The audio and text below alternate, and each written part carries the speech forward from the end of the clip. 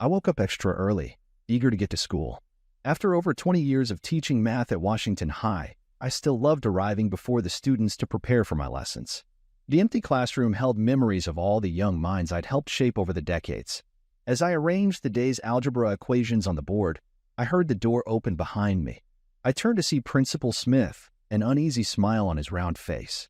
Over the past few years, I'd watched his corruption spread through the school like a cancer. "Tom," he started, using the abbreviated name he knew I disliked. "I'm afraid today is your last day." I stared, not yet grasping his words. "Your retirement begins immediately. I'll need you to clear your desk and leave at noon." He held out a severance check for a pathetic sum. My shock quickly gave way to anger. "You can't do this. I have years before retirement." He shrugged. "Budget cuts. I need new blood, more innovative teaching styles." My retirement had nothing to do with budgets or innovation. His nephew Tommy was an incompetent hack who would toe the party line. I bit my tongue before my rising fury escaped. Speaking out against Principal Smith was professional suicide. I'd witnessed him systematically remove anyone who dared question his authority. When I didn't respond, he forged ahead to deliver the final blow. "I'll make sure you get a recommendation worthy of your many years of service." His tone indicated it would be anything but. My hands curled into fists. In my prime, I would have flattened his smug face. Instead, I managed a curt nod before brushing past him. If I opened my mouth now, I'd undoubtedly regret it. I passed Tommy in the hall, his feet propped lazily on a desk as he chuckled over his phone. He would infest the school like the cockroaches in the cafeteria. Bile burned my throat. By noon, my classroom stood barren, emptied of any traces of my tenure. Students and teachers alike stopped in to wish me well, confusion in their eyes over my abrupt departure. I thanked them and moved on before my composure cracked. Finally, I stood outside the school, box of belongings in hand, the late autumn wind biting through my jacket. I glanced back at the institution that had been my life for so long. What had once felt like home now resembled a haunted house, corrupted and decaying from the inside out. I turned my back and walked away. Over the next few weeks, I settled into an uneasy routine in retirement. I attempted to fill my days with projects and hobbies, but nothing could replace the purpose I'd found in teaching. One evening, I met my former colleague Maggie for coffee. She taught English at Washington High and had become a trusted friend over the years. As we caught up, her smile faded. "Things at school have gotten worse since you left," she said. "Tommy is barely teaching at all. Students are cheating left and right, and Principal Smith seems to be funneling money into questionable places." I leaned forward, anger sparking. "What do you mean?" She proceeded to lay out her suspicions: falsified budgets, renovations awarded to Smith's cronies, grades blatantly for sale. I gripped my coffee cup tightly, rage building as she confirmed my worst fears. Smith wasn't just shutting me out, he was systematically destroying the integrity of the entire school.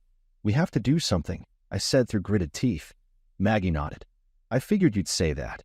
And it just so happens you already have loyal allies ready to help." She slid a piece of paper across the table. Scrawled on it were 7 phone numbers, former students, and 1 teacher's assistant who had proven trustworthy. "We call ourselves your Math Avengers," Maggie said with a wink. Over the next week, the Math Avengers met covertly to strategize our attack. My prodigies were now lawyers, tech experts, and journalists. With their skills combined, we would gather irrefutable evidence of Smith and Tommy's wrongdoings. We aimed to expose them so completely that justice could not ignore it. We created anonymous accounts to leak intel and launch surveillance efforts. My pulse quickened as our plan took shape.